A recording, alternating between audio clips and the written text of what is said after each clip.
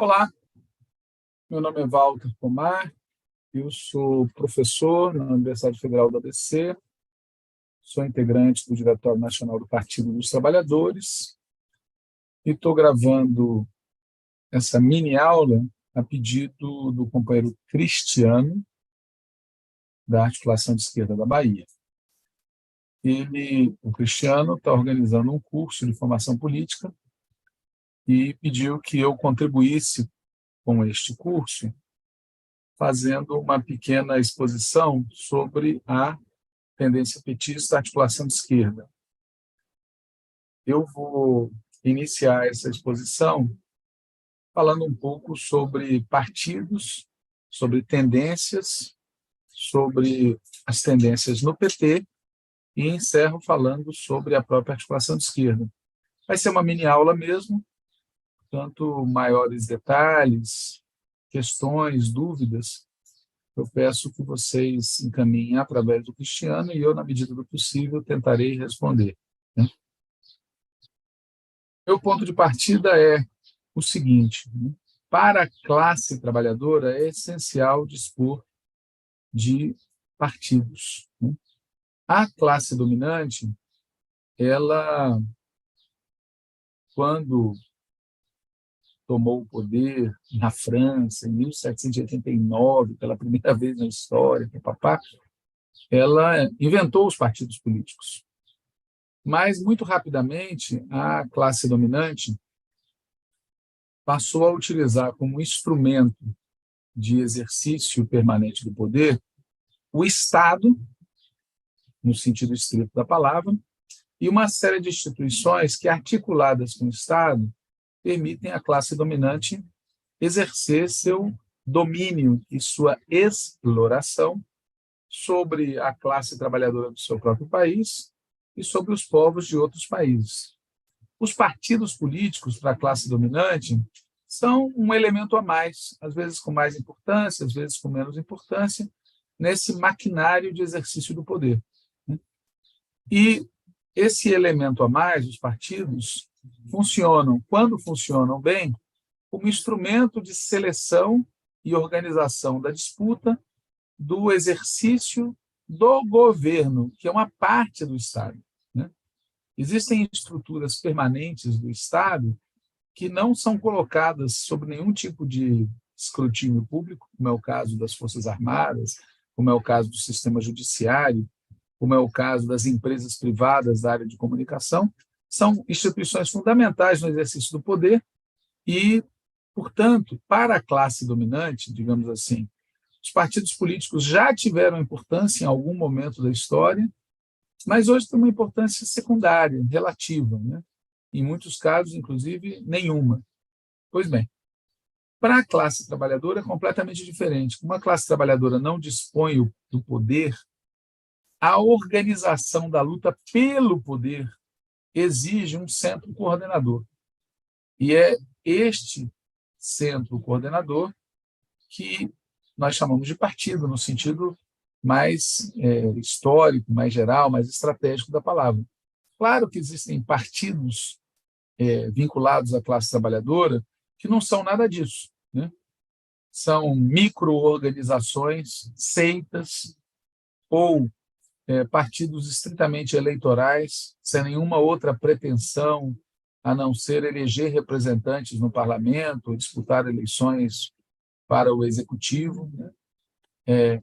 Existem, portanto, partidos que não são partidos nesse sentido mais geral a que eu me referi.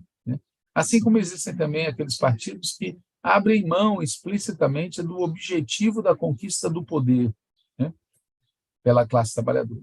Mas o fato de existirem partidos que são assim não elimina a necessidade que a classe trabalhadora tem de organizações cuja finalidade seja a disputa do poder, ou seja, converter a classe trabalhadora, converter a classe dos que produzem as riquezas na classe dominante, na classe dominante.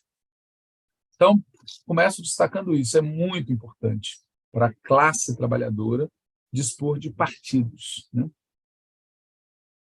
Muito bem.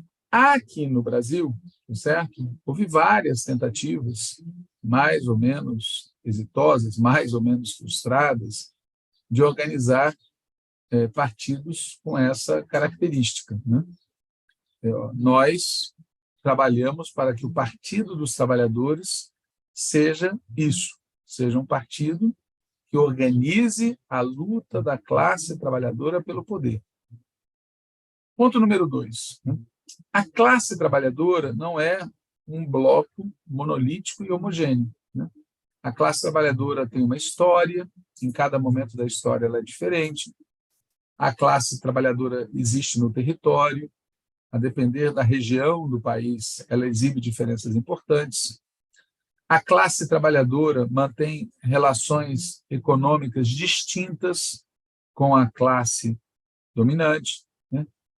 Essas relações se traduzem, por exemplo, na existência de um operariado industrial, de trabalhadores agrícolas, de trabalhadores do comércio, de trabalhadores do Estado, ou servidores públicos, né?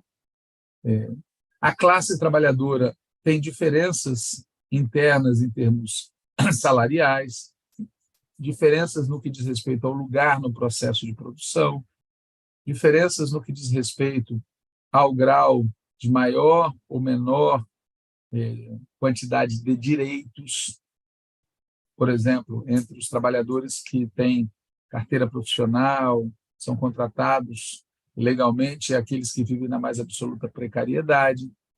Existem diferenças de gênero muito importantes dentro da classe trabalhadora, quer dizer, homens e mulheres no setor privado podem exercer a mesma função, mas, via de regra, recebem diferente, né? Existem diferenças étnicas importantes dentro da classe trabalhadora.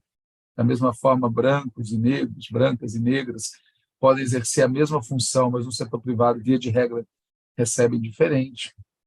Existem diferenças geracionais, né? As novas gerações da classe trabalhadora e as gerações antigas. Existem aqueles que estão no processo de produção e os que já saíram no processo de produção e os que querem entrar no processo de produção.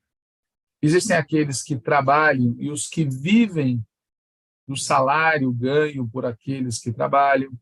Existem trabalhadores que contratam trabalhadores, né? Existem diferenças culturais, religiosas. Enfim, a classe trabalhadora não é homogênea. E mesmo que a gente diga que a classe trabalhadora se contrapõe à classe capitalista, né? E isso é verdade também que no interior da classe trabalhadora existem profundas diferenças. E essas profundas diferenças se traduzem também no âmbito da política, né?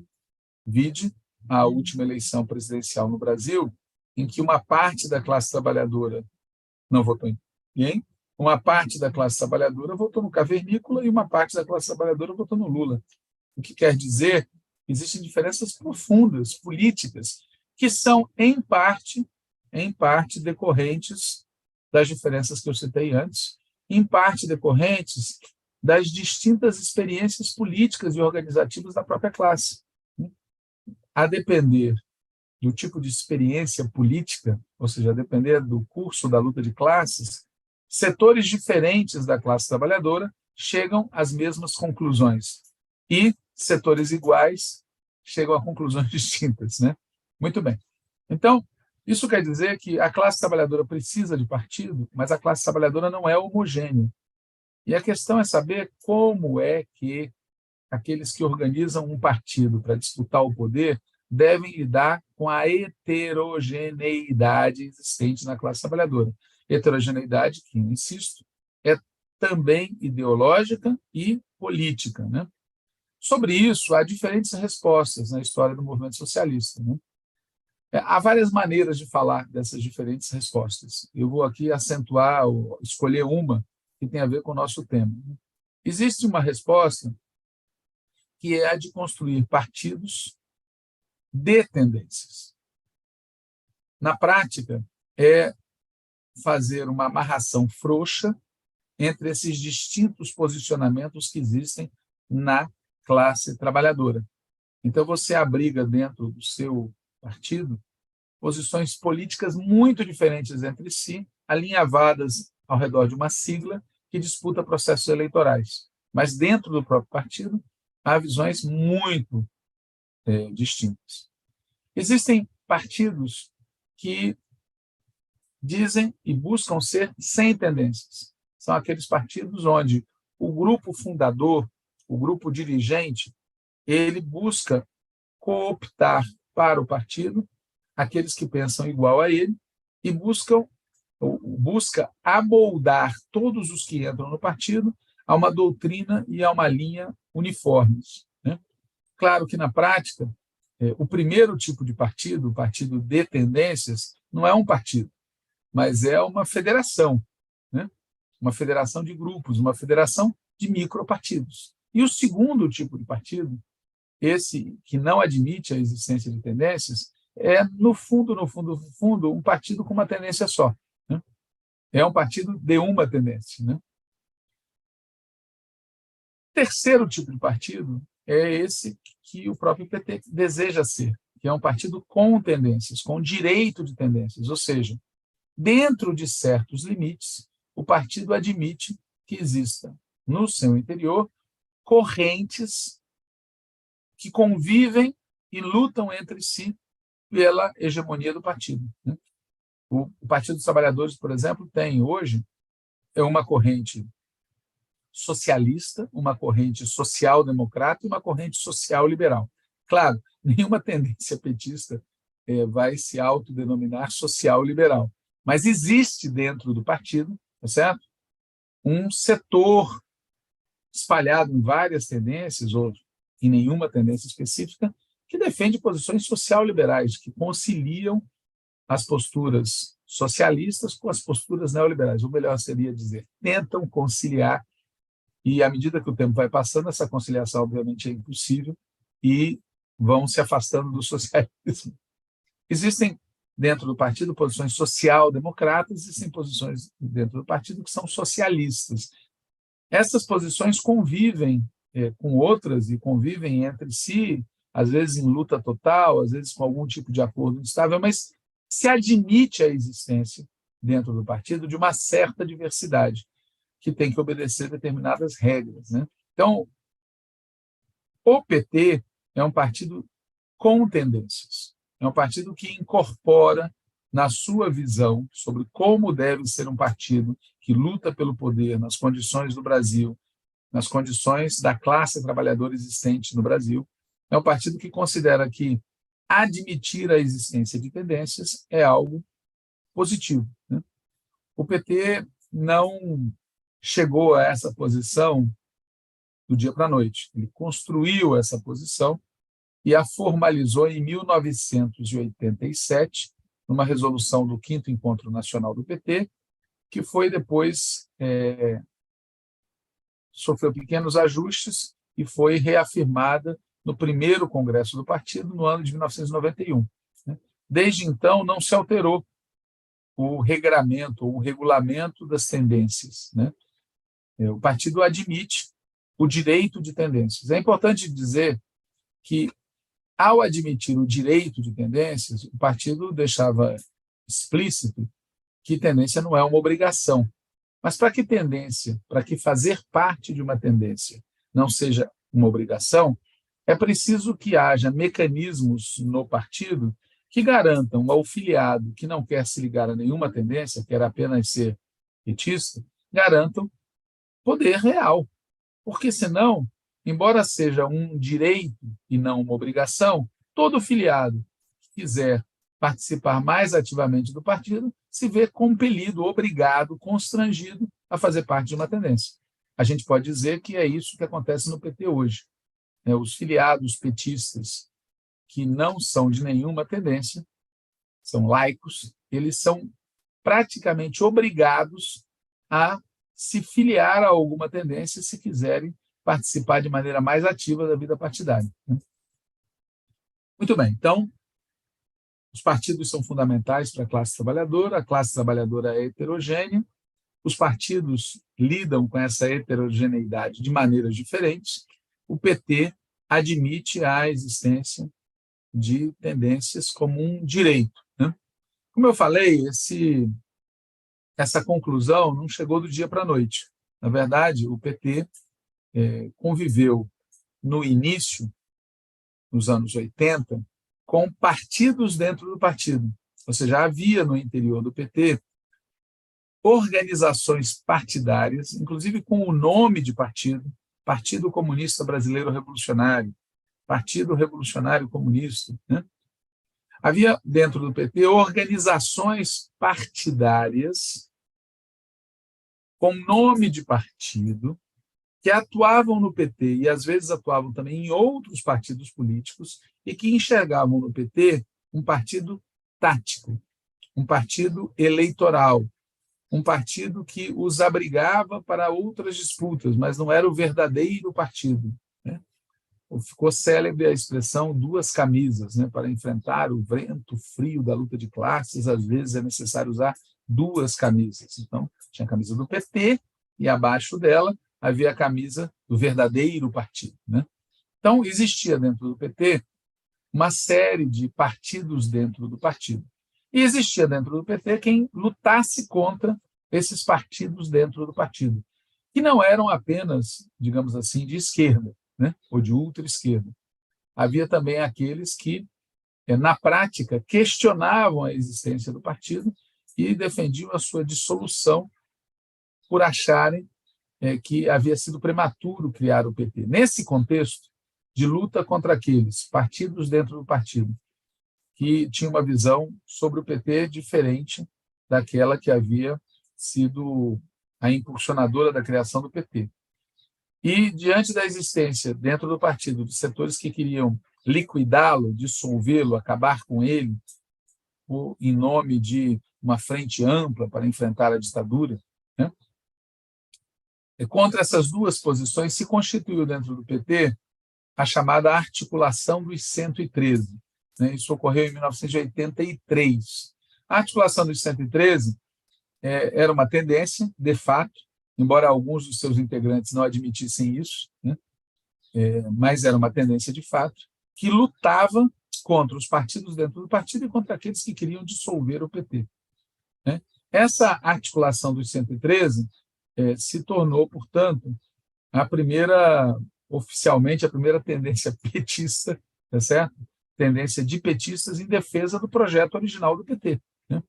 A articulação dos 113 vai ser majoritária e hegemônica no PT por 10 anos, de 1983 até 1993. Né?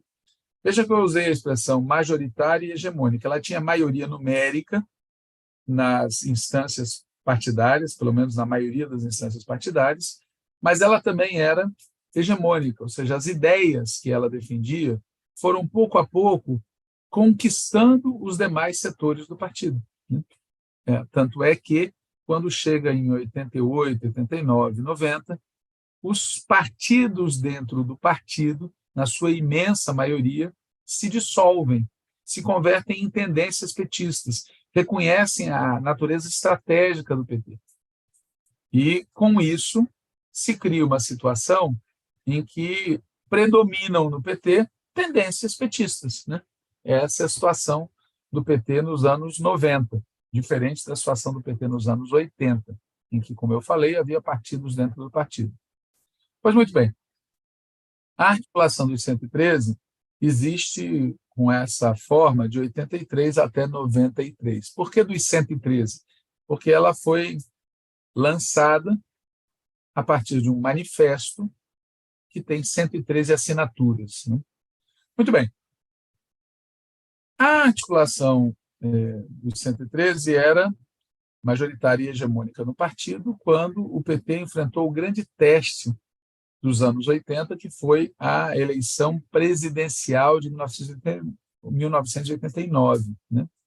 O PT quase ganhou essa eleição. Né?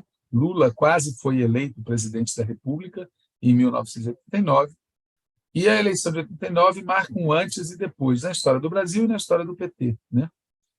A partir de 89, ou seja, a partir de 1990, digamos assim, o Brasil se encontra oficialmente sob hegemonia neoliberal. Né?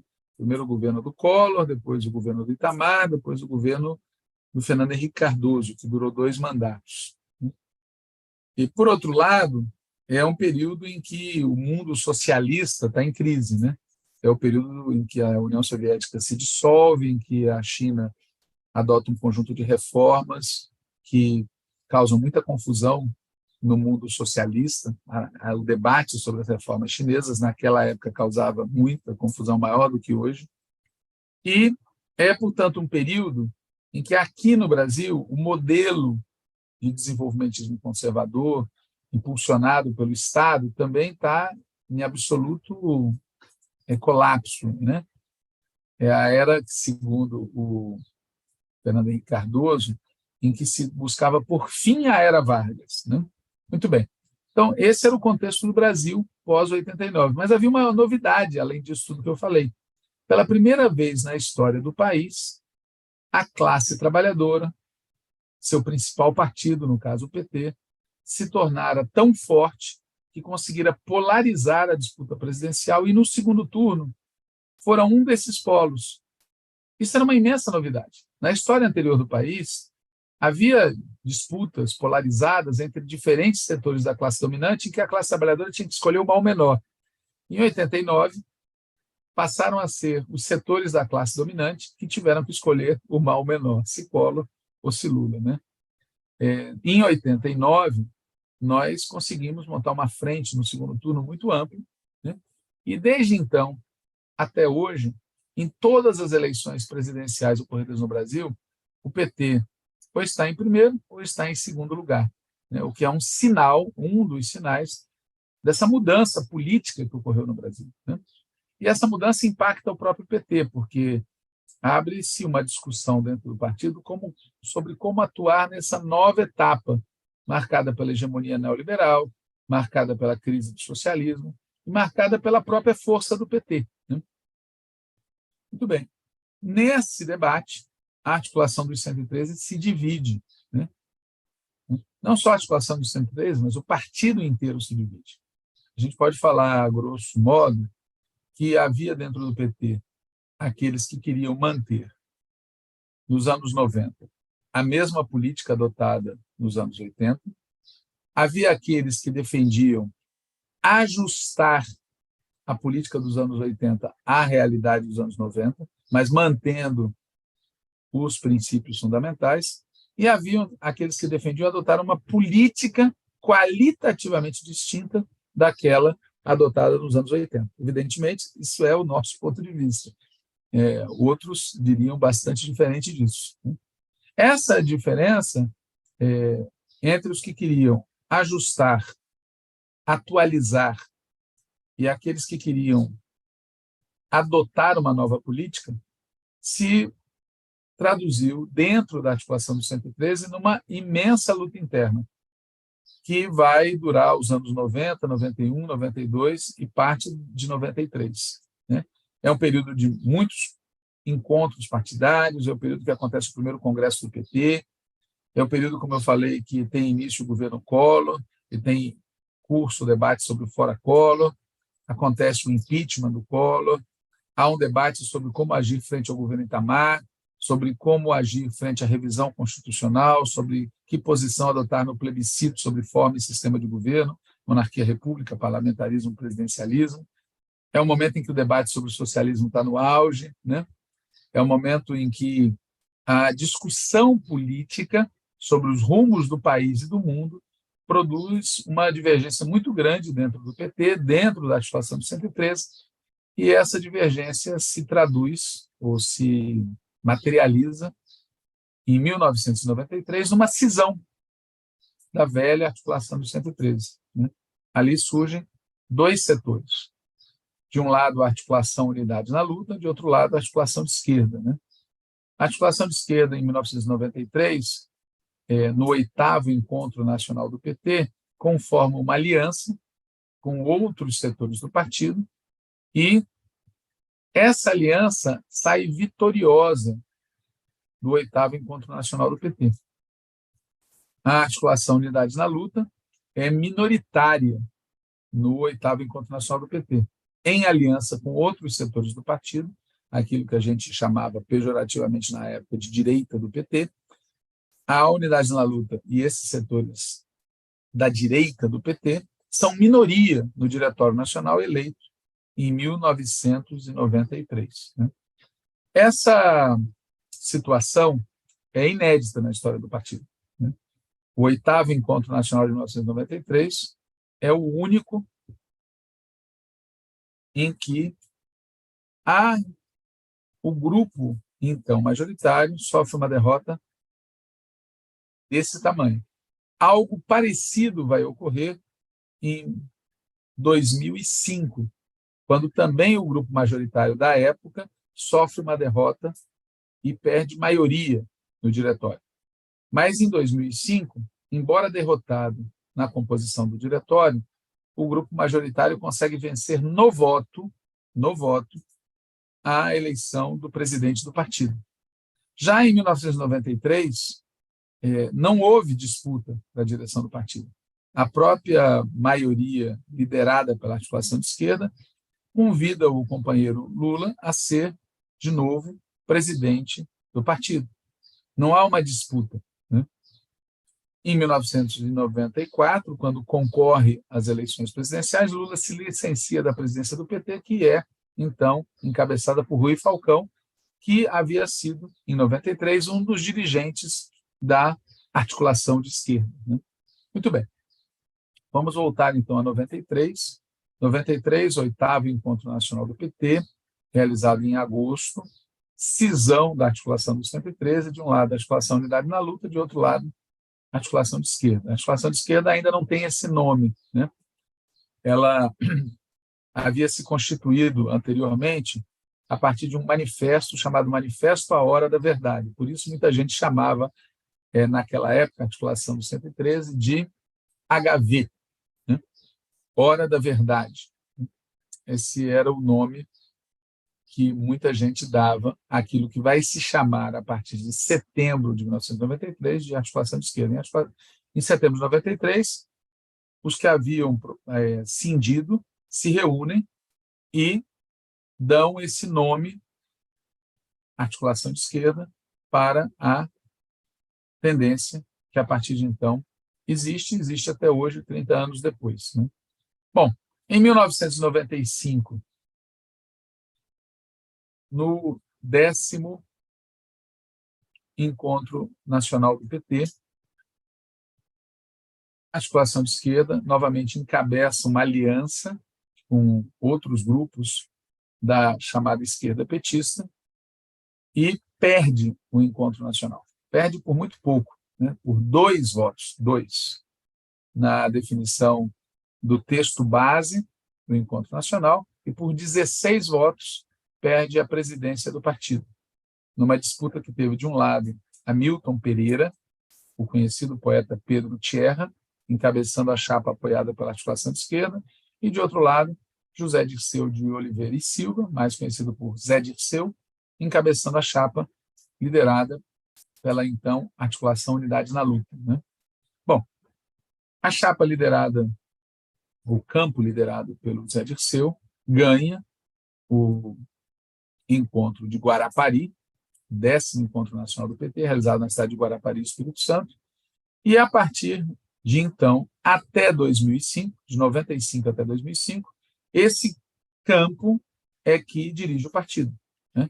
Esse campo se autodenominou, na época, de campo majoritário e era liderado pela articulação Unidade na Luta.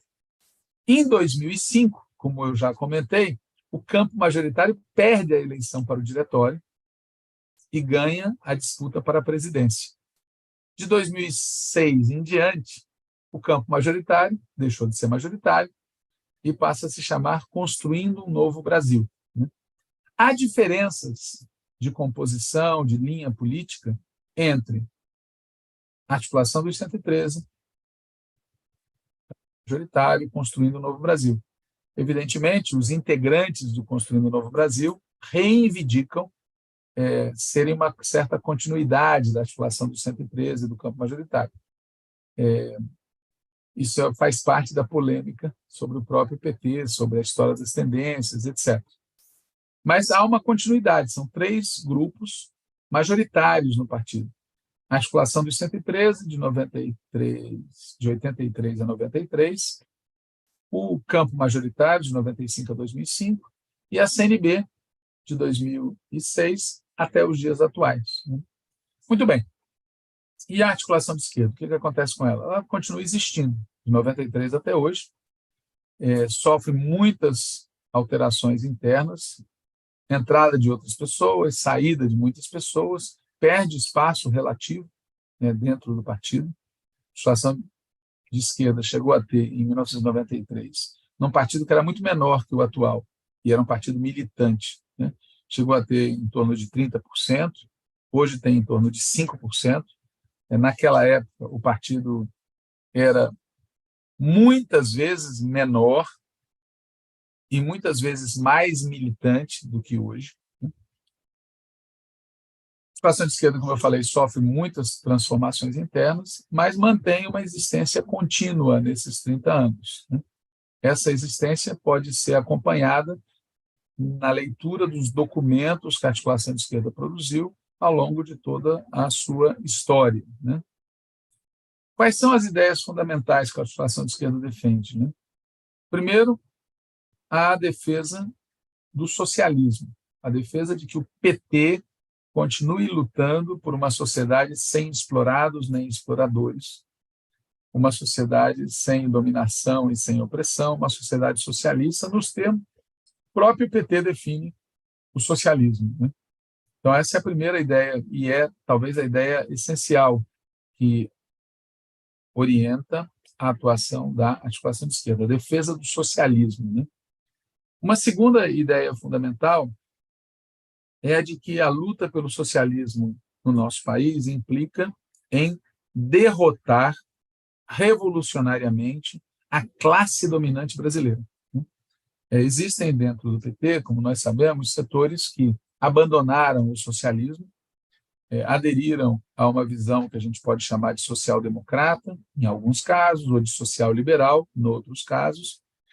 Mas o que há de comum nesses setores não socialistas do PT é a ideia de que, por um tempo mais ou menos longo, ou indefinido, a classe trabalhadora brasileira deve conviver e até fazer alianças estratégicas com os setores da classe dominante. A articulação de esquerda se opõe a isso. A articulação de esquerda considera que, igual ao que o PT dizia com todas as letras nos anos 80, o conjunto da classe dominante brasileira, o conjunto da burguesia brasileira, o conjunto dos capitalistas brasileiros, a classe dos capitalistas, enquanto classe,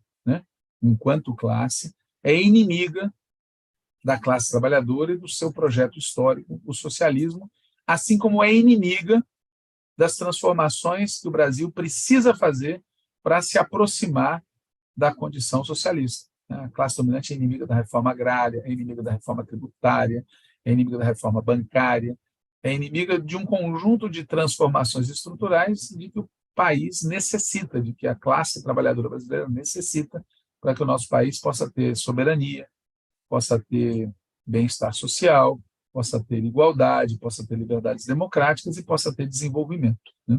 Então, defesa do socialismo, o antagonismo com a classe dominante. E outro aspecto também que a gente considera essencial é o papel estratégico da luta de massas, da auto-organização da classe trabalhadora, no caminho da classe trabalhadora para o poder no nosso país. Nós não acreditamos que o poder será construído e conquistado exclusiva ou principalmente pela via eleitoral institucional. Ou existe a auto-organização da classe trabalhadora, ou existe a constituição de uma visão de mundo, de uma cultura socialista, democrática e popular de massas, ou existe a auto-organização da classe nos seus mais diversos movimentos e instituições, ou existe a auto-organização da classe em partido político, inclusive, ou existe isso, ou não haverá vitória na luta pelo socialismo, não haverá vitória na luta pelas transformações estruturais. A ideia de um partido que se organiza estritamente para disputar eleições não é a nossa. Nós achamos que essa ideia não conduz à vitória da classe trabalhadora. Aliás, nós tivemos uma prova recente disso, né? Nós conseguimos ganhar 4 eleições presidenciais, 2002, 2006, 2010, 2014, e não conseguimos impedir um golpe, com todas as suas implicações. Por quê? Porque, embora tivéssemos força institucional, não tínhamos força social organizada, não tínhamos maioria cultural, né, organizada no Estado brasileiro, e não tínhamos um partido à altura dos tempos de guerra em que vivíamos, né? Então, esse é um outro elemento importante, digamos assim, distintivo na nossa formulação, né? O papel estratégico da luta social, da auto-organização da classe trabalhadora, da disputa de visões de mundo, da disputa cultural e do próprio partido, né? E, finalmente, eu destacaria, né, dentre as características que me parecem essenciais, a defesa de um partido de massas, democrático internamente, militante e organizado de forma capilar na sociedade brasileira, né? Existem vários modelos de partido, né, no mundo e dentro do Brasil. O partido que, na nossa opinião, é necessário, ele precisa ser de massas, né? Portanto, um partido que reúna milhões, dezenas de milhões de pessoas em torno de si. Ele precisa ter uma estrutura militante de centenas de milhares, talvez alguns milhões de trabalhadores e trabalhadoras que se organizam de forma capilarizada nos locais de trabalho, nos locais de estudo, nos locais de moradia, nos espaços de cultura e lazer, né? Ele precisa ter uma vida interna democrática, e democracia implica em comunicação, formação política, organização, né? Processos eleitorais, debates públicos, né? Ele precisa, portanto, ser um partido que conquiste maioria na classe trabalhadora e tenha hegemonia sobre a classe trabalhadora e sobre outros setores sociais, inclusive. São essas as ideias que, na minha opinião, são as essenciais que nós defendemos, mas isso tudo está detalhadamente descrito nas resoluções dos nossos seminários, dos nossos encontros e dos nossos congressos. A gente vem, nesses 30 anos, mantendo uma sistemática de elaboração política e temos sempre mantido uma fronteira bastante definida, ou seja, nós somos uma tendência do PT. Nós somos petistas, em primeiro lugar. E nossos militantes, os militantes que são considerados militantes da articulação de esquerda, são, antes de mais nada, filiados e militantes do PT, a quem a gente também demanda que atuem na sociedade, na classe trabalhadora, nas lutas sociais, em respeito às nossas orientações, que, como já disse, são orientações para disputar o PT, né? Para disputar a orientação do PT, para disputar o petismo, que é a principal força social organizada, é o principal movimento social da classe trabalhadora. Muito bem. Quem quiser saber mais, eu recomendo a leitura dos documentos. A gente está fazendo a reedição, nesses 30 anos de articulação de esquerda, a gente está fazendo a reedição dos documentos que nós publicamos ao longo da história, né? Já publicamos um formato impresso novamente o livro Socialismo ou Barbárie. Nós estamos já divulgando em formato digital e será publicado também em formato impresso o livro Novos Rumos para o Governo Lula, aquele, né, o primeiro governo Lula. As demais resoluções que também foram publicadas na época, a gente está consolidando em forma de livro e vamos publicar de maneira que elas são disponíveis no nosso site, mas também podem ser obtidas em formato digital e, proximamente, novamente em formato de livro, né? Além disso, nós temos o jornal Página 13, a revista Esquerda Petista, o Antivírus, o Contramola, né? O podcast A Esperança Vermelha.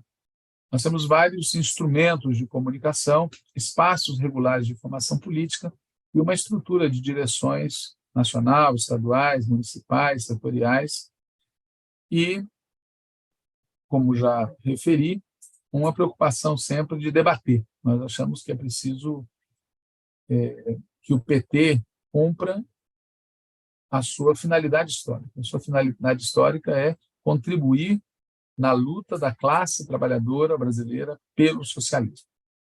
É isso. Espero ter sido útil.